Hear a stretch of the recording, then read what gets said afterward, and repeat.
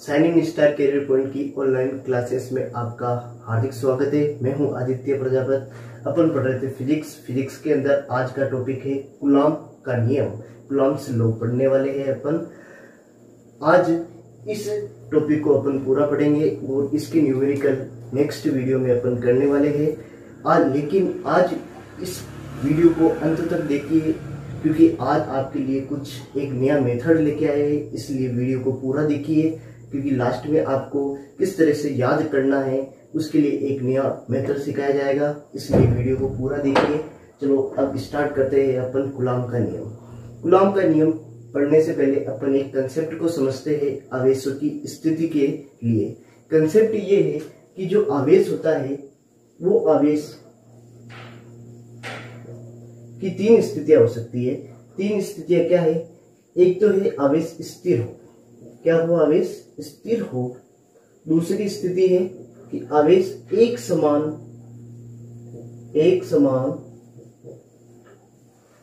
वेग से गतिशील हो, वेग से गतिशील है। और एक है कि त्वरित गति कर रहा हो। ये तीनों स्थितियों में देखते हैं क्या होता है। त्वरित गति कर रहा, त्वरित गति करता है। तो देखो पहली स्थिति में देखो, जब आवेश स्थिर है, जब आवेश स्थिर होता है तो उसके कारण केवल विद्युत क्षेत्र उत्पन्न होता है। केवल क्या उत्पन्न होता है? विद्युत क्षेत्र। क्योंकि ये जो कंसेप्ट अपन पढ़ रहे हैं ये कंसेप्ट किसमें यूज होने वाला है? कूलॉम के नियम में। इसलिए पहले इस कंसेप्ट को क्लियर करना इंपॉर्टेंट है।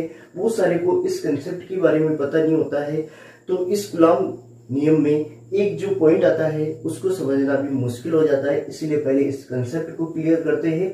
पहले देखते हैं स्थिर। जब आवेश स्थिर है तो उसके कारण केवल क्या उत्पन्न होगा? विद्युत क्षेत्र उत्पन्न होगा। तो विद्युत क्षेत्र उत्पन्न होगा तो इसके लिए एक जो बल लगेगा वो केवल विद्युत बल ही लगेगा।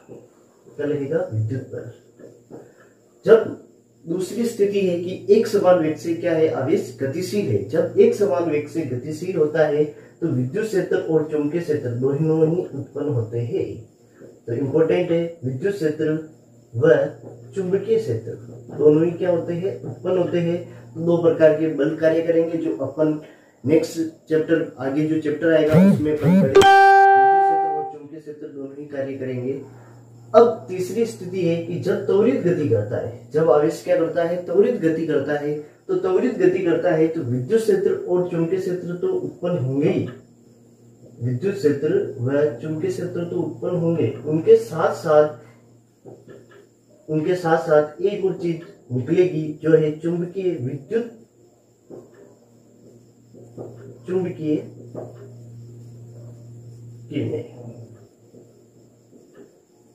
विद्युत चुंबकीय किरणें निकलेगी जो इन दोनों के क्या होती है? लंबवत निकलती है बाहर की ओर। तो इसके बारे में भी अपन पढ़ने वाले हैं, विद्युत चुंबकीय किरणों के बारे में। तो पहला कंसेप्ट ये है कि जब आवेश स्थिर है तो विद्युत क्षेत्र उत्पन्न होगा। गतिशील है एक समान वेग से तो विद्युत क्षेत्र एवं चुंबकीय क्षेत्र उत्पन्न होगा। और जब त्वरित गति करता है तो विद्युत क्षेत्र और चुंबकीय क्षेत्र के साथ साथ विद्युत चुंबकीय किरणें भी क्या होती है? बाहर निकलती है। अब देखो, अब कूलॉम का नियम स्टार्ट करते हैं। तो कूलॉम का नियम है क्या कि किसी भी आवेश, किसी भी निकाय में जब आवेश रखा गया है, जैसे कोई निकाय है, उस निकाय में जैसे मान लिया कि यहाँ पर कोई आवेश रखा गया है, ये है बिंदु आवेश। बिंदु आवेश, इस वर्ड को भी समझ लेते हैं। बिंदु आवेश क्या है? देखो दो चीजें काम में आएगी, एक तो वो वाला कंसेप्ट, एक बिंदु आवेश। बिंदु आवेश होता क्या है इसके बारे में देखते हैं। कोई भी वस्तु है, जो आवेश होता है वो किस में उपस्थित होता है? पदार्थ का गुण होता है। ये अपन ने पहले पढ़ लिया था। तो पदार्थ पर उपस्थित होगा आवेश। तो पदार्थ का क्या होता है? एक निश्चित आकार होता है, आकृति होती है। तो निश्चित आकार व आकृति होगी तो एक बिंदु के रूप में, जैसे मान लिया गोला है तो आवेश कहाँ पे होगा? गोले के ऊपर होगा। तो ये गोला एक बिंदु नहीं होता है, लेकिन इसके सतह पर क्या होगा? फैला हुआ होगा। तो आवेश एक बिंदु के रूप में नहीं है, पूरी सतह पर या उसके आयतन में फैला हुआ है। तो बिंदु जो ये पूरा आवेश है, इस पूरे आवेश को किसी एक बिंदु पर अपन क्या मान लेते हैं? केंद्रित मान लेते हैं। तो इस पूरे आवेश को, जैसे मान लिया कि यहाँ पर Q1, Q2, Q3 ऐसे बहुत सारे क्या है? आवेश है। इनको एक बिंदु पर केंद्रित मान लिया तो तो मान लिया ये कितना आवेश है, Q है, तो इस आवेश को अपन क्या बोलेंगे, बिंदु आवेश बोलेंगे। जैसा कि तुमने 12th क्लास 11th क्लास में पढ़ा था कि द्रव्यमान केंद्र के बारे में, कि पूरी जो वस्तु होती है उस वस्तु का पूरा द्रव्यमान एक बिंदु पर केंद्रित मान लिया जाता है, उसे द्रव्यमान केंद्र बोलते हैं। इसी तरह यहाँ पर भी द्रव्यमान केंद्र की जगह पे क्या है, बिंदु आवेश है, यानी पूरे ही जो वस्तु है उस वस्तु का जो आवेश है एक बिंदु पर क्या मान लिया, केंद्रित मान लिया, तो इससे अपन क्या बोलेंगे, बिंदु आवेश बोलेंगे। तो ये है बिंदु आवेश के बारे में। अब देखते हैं कि जैसे ये बिंदु आवेश है, तो ये बिंदु आवेश क्या करता है, जो ये परिवेश है, वातावरण है, इस वातावरण को क्या करता है, प्रभावित करता है। इस वातावरण को क्या करेगा, प्रभावित करेगा। जब इसके आसपास, इसके वातावरण में कोई अपन क्या लेके आ रहे, अन्य आवेश लेके आ रहे, अन्य आवेश लेके आते हैं, तो इसको ये क्या करता है, या तो आकर्षित करता है अपन की ओर, क्या करेगा, खींचेगा, या इसको क्या करेगा, प्रतिकर्षित करेगा। जैसी इसकी प्रकृति होगी, इसके बारे में अपन पहले पढ़ चुके हैं कि जब समान प्रकृति के होते हैं तो क्या करते हैं, प्रतिकर्षित करते हैं, और विपरीत प्रकृति के होते हैं तो क्या करते हैं, एक दूसरे को आकर्षित करते हैं। धनावेश धनावेश को क्या करता है, प्रतिकर्षित करता है, जबकि धनावेश ऋणावेश को क्या करता है, आकर्षित करता है। तो इसी तरह दो प्रकार के बल लग सकते हैं, या तो आकर्षण या प्रतिकर्षण बल। तो जब इस के परिवेश में, यानी इसके परिवेश में जब अन्य आवेश आया, तो इसको ये क्या कर रहा है, आकर्षित कर रहा है या प्रतिकर्षित कर रहा है, यानी इसके ऊपर क्या लगा रहा है, बल लगा रहा है। जो ये बल लगाता है इसको बोलते हैं विद्युत बल। क्या बोलते हैं, विद्युत बल बोलते हैं। अब इस विद्युत बल का जो गणितीय रूप है, वो गणितीय रूप ही क्या कहलाता है, कूलॉम का नियम। ये जो गणितीय रूप है, इस गणितीय रूप को क्या बोला जाता है, कूलॉम का नियम कहा जाता है। क्योंकि कूलॉम क्या थे, एक वैज्ञानिक थे, उन्होंने इस नियम को क्या किया था, प्रतिपादित किया था। तो इस नियम को कूलॉम का नियम कहा जाता है। और इस विद्युत बल को भी आजकल क्या कहते हैं, कूलॉम बल बोलते हैं। क्या बोलते हैं, कूलॉम बल। इस विद्युत बल को सामान्य क्या बोला जाता है, कूलॉम बल बोला जाता है। तो अब पढ़ते हैं अपन कूलॉम बल। ये हो गया कूलॉम बल के लिए जनरल जानकारी थी। अब इसके बाद अपन कूलॉम बल, यानी कूलॉम का जो नियम था, कूलॉम ने क्या नियम दिया उसके बारे में देखते हैं। ये एक गणितीय रूप है। तो कूलॉम ने क्या किया कि एक निकाय, इस नियम को मैं लिख देता हूं, किसी निकाय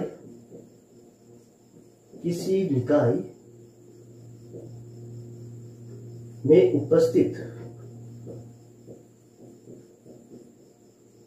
उपस्थित दो स्थिर, अब यहाँ पर एक वर्ड आ रहा है स्थिर। अब इस कंसेप्ट को अपन ने पढ़ लिया, इसलिए यहाँ पर कोई दिक्कत नहीं होने वाली है।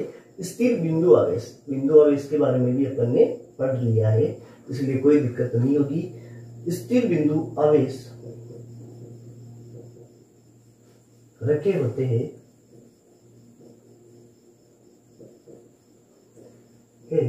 तो वह एक दूसरे पर आकर्षण या प्रतिकर्षण, दो प्रकार के बल लग सकते हैं, या तो आकर्षण या प्रतिकर्षण। तो कूलॉम नियम की जो कूलॉम का जो बल होता है वो दो प्रकार का हो सकता है, या तो आकर्षण प्रकृति का या प्रतिकर्षण प्रकृति का। आकर्षण या प्रतिकर्षण क्या आवेश एक दूसरे को आकर्षण या प्रतिकर्षण बल लगाते हैं, जिसका मान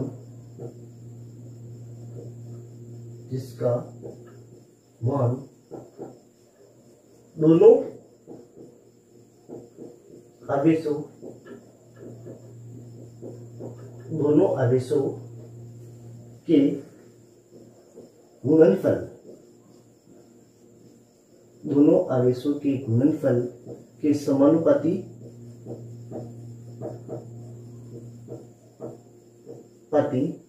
दोनों आवेशों का जो गुणनफल होगा उसके तो समानुपाती व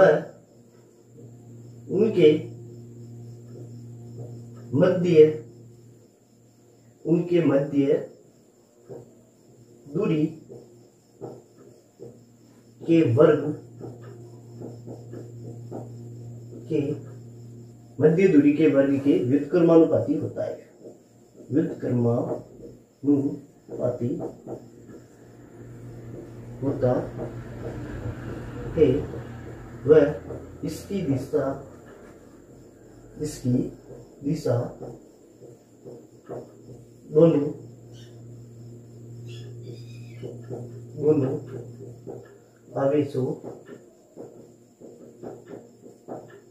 दोनों आवेशों को मिलाने वाली रेखा के अनुदिश होती है। रेखा के अनुदिश होती है।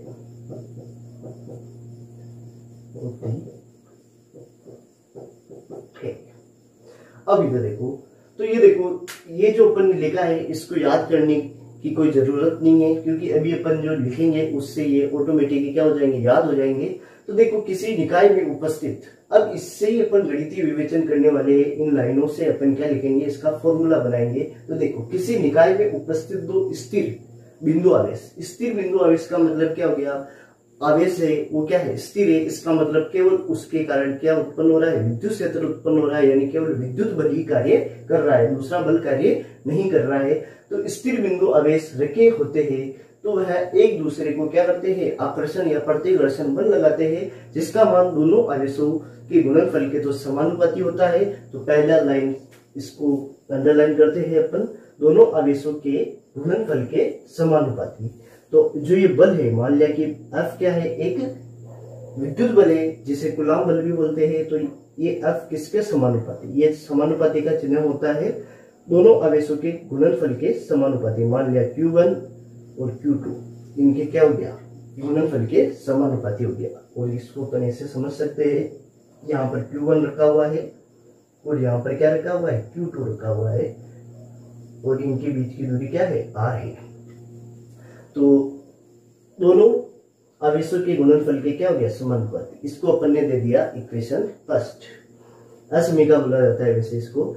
अब इसके बाद देखो, दूसरा कह रहा है कि उनके मध्य दूरी के वर्ग यानी स्क्वायर करना है कि व्युत्क्रमानुपाती होता है, यानी F व्युत्क्रमानुपाती में भी चिन्ह तो ऐसे रहेगा, लेकिन इधर वाली राशि को बटे में लिखा जाता है। तो 1/r यानी दूरी है, दूरी के वर्ग यानी स्क्वायर कर देना है, इसके क्या हो गया, व्युत्क्रमानुपाती हो गया। इसको दे दिया इक्वेशन 2। अब देख लो, दोनों इक्वेशन को अपन क्या लिखते हैं, एक साथ लिखते हैं।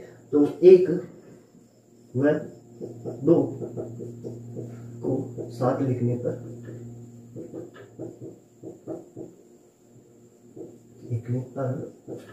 एक व 2 को साथ लिखेंगे तो क्या हो जाएगा, F समानुपाती Q1 Q2 ये कहां पे आ जाएगा, अपोन में आ जाएगा R²।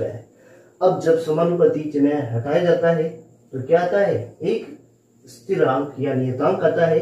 तो अपन इस को हटा देते हैं तो F बराबर क्या आ जाएगा, K Q1 Q2 अपोन क्या हो जाएगा, R²। यहाँ पर K क्या है, यहाँ K समानुपाती, जो ये समानुपाती का जब चिन्ह हटता है तो क्या आता है, एक नियतांक आता है। तो समानुपातिक नियतांक है।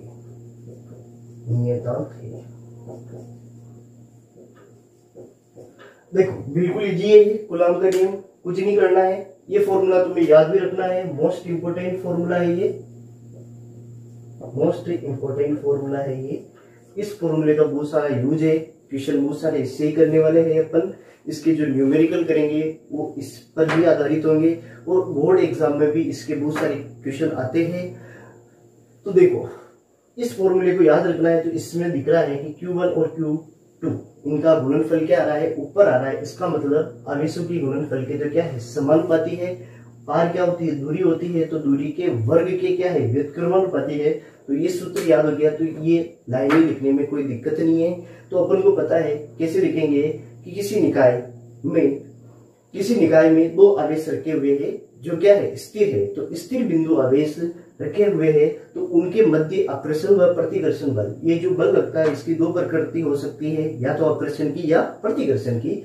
तो आकर्षण या प्रतिकर्षण बल लगता है जिसका मान दोनों आवेशों के गुणनफल के समानुपाती तथा उनके मध्य दूरी के वर्ग के क्या होता है, व्युत्क्रमानुपाती। और जो इसकी दिशा होती है, बल है, बल कौन सी राशि होती है, सदिश राशि होती है, इसलिए इसकी दिशा क्या है, इंपॉर्टेंट है।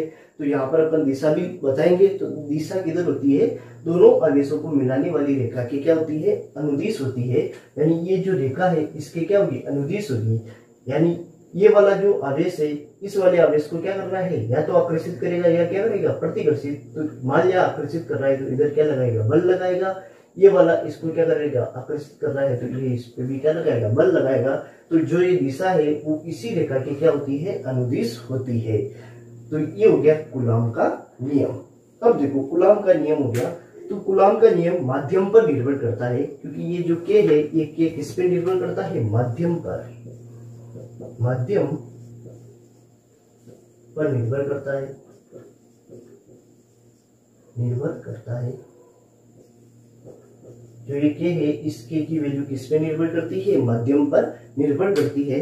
तो अब इधर देखो माध्यम पर निर्भर करती है, तो माध्यम क्या क्या हो सकता है, माध्यम का मतलब है कि इन दोनों आवेशों के मध्य या तो निर्वात हो सकता है या कोई भी पदार्थ रख सकते हैं, जैसे कुचालक रख दिया, चालक पदार्थ रख दिए, जैसे पानी भरा हुआ है या लकड़ी रख दी। तो ये क्या है, माध्यम है। तो माध्यम के अंदर रखे हुए हैं। तो इस सूत्र में क्या होगा, चेंजेस होगा, वो अपन देखते हैं। क्योंकि यहाँ पर के वैल्यू में जो के का जो मान है वो क्या हो जाएगा, चेंज हो जाएगा। तो अब इधर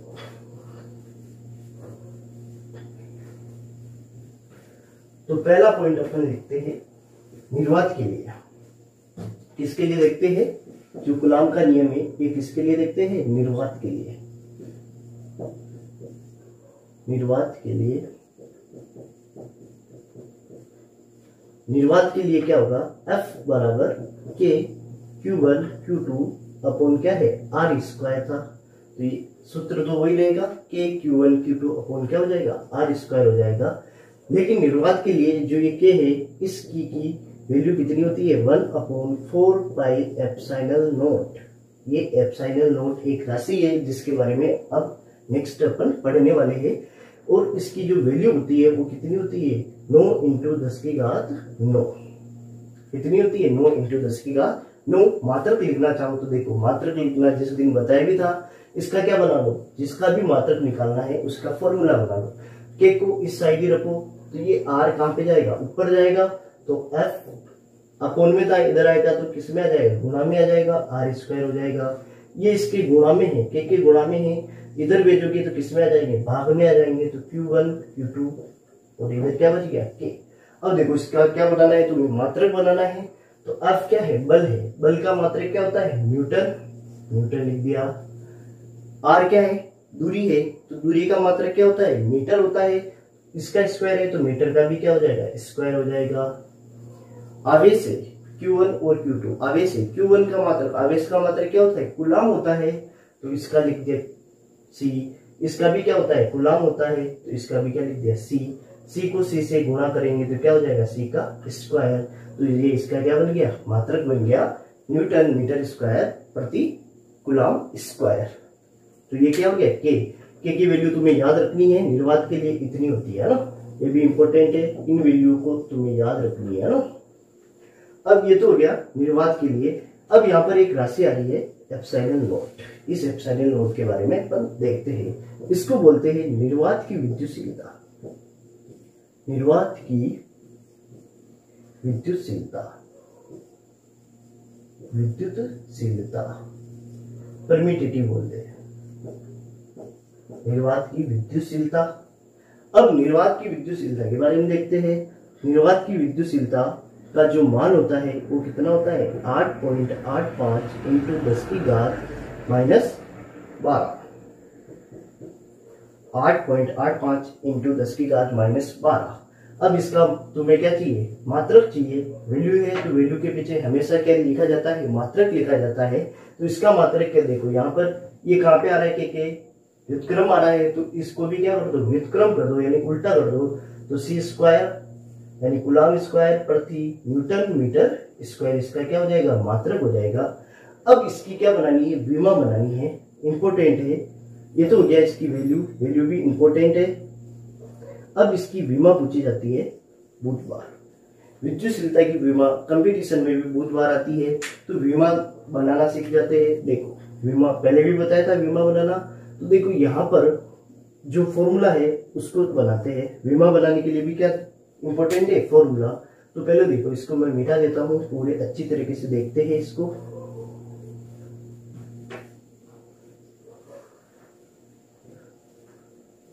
अभी अपन ने फॉर्मूला पढ़ा है एफ इज इक्वल टू क्या था, के Q1 Q2 अपॉन क्या था, आर स्क्वायर। के की वैल्यू जब निर्वात होता है तो के की वैल्यू कितनी होती है, 1 upon 4 pi epsilon not Q1 Q2 upon क्या हो जाएगा, आर स्क्वायर। तुम्हें फॉर्मूला किसका निकालना है, एप्सिलॉन नॉट का। तो एप्सिलॉन नॉट को इधर ऊपर भेज दो, तो ये ऊपर आएगा, तो ये हो गया एप्सिलॉन नॉट। ये इसके मल्टीप्लाई में आएगा, तो इसको इधर भेजेंगे तो ये किस में आ जाएगा, डिवाइड में आ जाएगा। तो ये हो जाएगा 1/4 पाई एफ, इसकी जगह पे आ जाएगा एफ, यहाँ पे आ गया Q1 Q2 अपॉन क्या हो जाएगा, आर स्क्वायर। ये इसका क्या गया, फॉर्मूला गया। फॉर्मूला जब आ गया तो अब इसकी क्या निकाल लेंगे, विमा, विद्युतशीलता की विमा, विद्युतशीलता की विमा, विमा। ये है निर्वात की, किसकी है, विद्युतशीलता किसकी है, निर्वात की, निर्वात की विद्युतशीलता की विमा। देखो निकालो, यहाँ पर पहले देखते हैं ऊपर क्या है, Q1 और Q2 दोनों क्या है, आवेश से। आवेश की विमा क्या होती है, अभी पिछले वाले चैप्टर में यानी पिछले वाली वीडियो में अपन ने देखा था आवेश की विमा। आवेश की विमा तुम्हें निकालना भी सिखाया था। आवेश का सूत्र क्या था, धारा इंटू समय। धारा की विमा क्या होती है, एम्पियर। समय की क्या होती है, टी होती है, तो टी ए था, टी की पावर 1 ए की पावर भी 1 थी। इसी तरह यहाँ पर भी देखो, इसकी विमा भी क्या है, ये भी आवेशी है, तो T1 A1 हो जाएगा। अब नीचे देखो, यहाँ पर 4 पाई क्या है, कांस्टेंट है। कांस्टेंट की कोई भी विमा नहीं होती है, नियत की विमा नहीं होती है, विमा नहीं होती है। ये क्या है, विमाहीन राशि है, कोई क्या है, संख्या है, संख्या का कोई विमा नहीं होती है। अब इसके बाद देखो क्या है, बल है। बल की विमा क्या होती है, याद रखना, याद भी होगी मेरे हिसाब से 11th क्लास में विमा वाला चैप्टर इंपॉर्टेंट है, तो वहां से इसकी विमा हमेशा याद भी रखनी है। M1 L1 T-2 होती है बल की विमा। अब और क्या बच रही है, दूरी बच रही है। दूरी का क्या है, स्क्वायर। दूरी की विमा क्या होती है, L होती है, इसका स्क्वायर कर देंगे तो दूरी की स्क्वायर की क्या जाएगी, विमा आ जाएगी। अब देखो इसको सोल्व कर लेते हैं। T1 अब T1 क्या हो गया, टी स्क्वायर हो गया, तो और A घाते जुड़ जाएगी, नीचे ये क्या रहेगा, देखो M1, यहाँ पर L1 और यहाँ पे क्या है L2, तो कितनी घाते जुड़ेगी, तो L3 हो जाएगा। T -2 है तो T -2 रहेगा। अब इसको भी ऊपर भेज दो, तो M ऊपर जाएगा तो -1 हो जाएगा। जब नीचे से ऊपर जाती है तो घात किस में हो जाती है, माइनस में हो जाती है, तो M -1 हो जाएगा। L ऊपर जाएगा तो L -3 हो जाएगा। अब देखो ये माइनस में है तो ऊपर जाएगा किस में हो जाएगा, प्लस में हो जाएगा। तो T2 है और ये और ऊपर जा रहा है, तो 2 + 2 कितना हो गया, 4 हो गया। ये जब यहाँ पर जाएगा तो 8 होगा, तो 2 + 2 कितना हो जाएगा, 4 हो जाएगा। तो T की पावर 4 और क्या बच रहा है, 8। तो ये किसकी विमा होगी, अपन के निर्वात यानी एप्सिलॉन नॉट की विमा। ये भी इंपॉर्टेंट है, ये भी बहुत बार कंपटीशन में पूछा जाता है और 1 नंबर का क्वेश्चन भी आ सकता है, तो इसलिए इसको याद रखना है। और ऐसा निकालने का मेथड तुम्हें आना चाहिए। याद अपन हर चीज को रख नहीं सकते हैं, इसलिए मेथड इंपॉर्टेंट है। इसलिए रट्टा मत मारो, समझोगे तो आसानी से अपन हर चीज को क्या कर सकते हैं, याद कर सकते हैं। इसलिए हर कंसेप्ट को क्लियर करते हुए चलो। अब इसके बाद देखो, इसकी वैल्यू भी अपन ने याद कर ली थी, क्या थी, 8.85 × 10⁻12। अब इसके बाद देखो दूसरा पॉइंट, ये तो निर्वात के लिए था, कूलम्ब बल। अब अपन माध्यम के लिए देखते हैं। माध्यम के लिए क्या होगा, ये देखो, माध्यम के लिए जब कोई माध्यम में है तो उसके लिए बल अपन निकालेंगे। तो यहाँ पर माध्यम के लिए, माध्यम को मीडियम बोलते हैं, तो Fm लिखेंगे। क्या लिखेंगे? Fm बराबर हो जाएगा के लिखो, चाहे इसको ऐसे लिख दो 1/4 पाई एप्सिलॉन नॉट आ रहा था, तो केवल यहाँ पर क्या आएगा? एप्सिलॉन आएगा। क्या आएगा? एप्सिलॉन। इसको एप्सिलॉन बोलते हैं और यहाँ पर इसको क्या बोलते हैं? Epsilon not. तो ये तो क्या है? एप्सिलॉन है और ये है एप्सिलॉन नॉट। तो एप्सिलॉन आ जाएगा केवल, और Q2 अपॉन क्या हो जाएगा? R square. तो ये किसके लिए है? माध्यम के लिए। अब यहाँ पर एप्सिलॉन क्या है? एप्सिलॉन है माध्यम की निरपेक्ष विद्युतशीलता। माध्यम की क्या है? निरपेक्ष विद्युतशीलता, एब्सोल्यूट परमिटिविटी विद्युतशीलता। माध्यम की निरपेक्ष विद्युतशीलता है। चलो ये हो गया। इसकी कोई फिक्स वैल्यू नहीं होती है, अलग अलग माध्यम के लिए अलग अलग वैल्यू होती है। इसकी वैल्यू निकालने के लिए एक और राशि पढ़ी जाती है जिसे बोलते हैं पेराविद्युतांक। क्या पढ़ने वाले हैं अपन? अगला टॉपिक है वो है पेराविद्युतांक। चलो उसको भी क्लियर कर लेते हैं। पेराविद्युतांक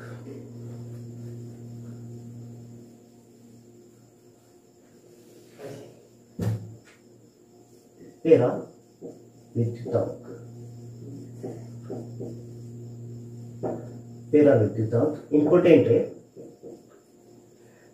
पेराविद्युतांक क्या होता है?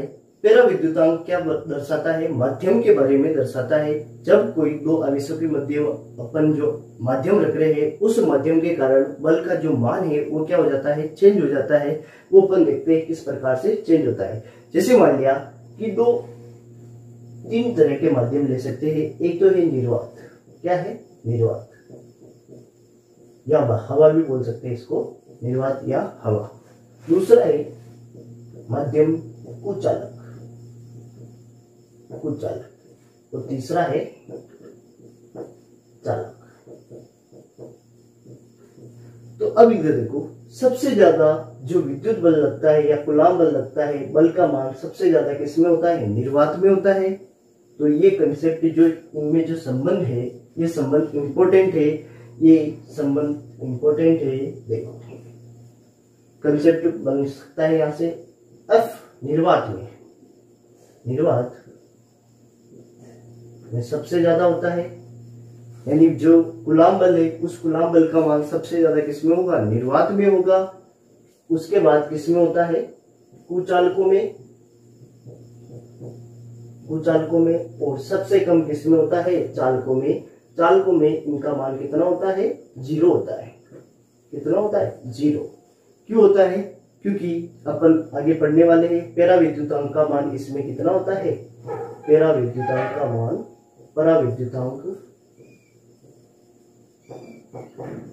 पेराविद्युतांक इनके लिए क्या होता है? अनंत होता है। कितना होता है? अनंत। इसलिए जो बल होता है उसका मान क्या हो जाएगा? 0 हो जाएगा। तो ये संबंध इंपॉर्टेंट है। सबसे ज्यादा बल किसमें होता है? निर्वात में, उसके बाद कुचालकों में, और सबसे कम किसमें होता है? चालकों में। अब देखो पेराविद्युत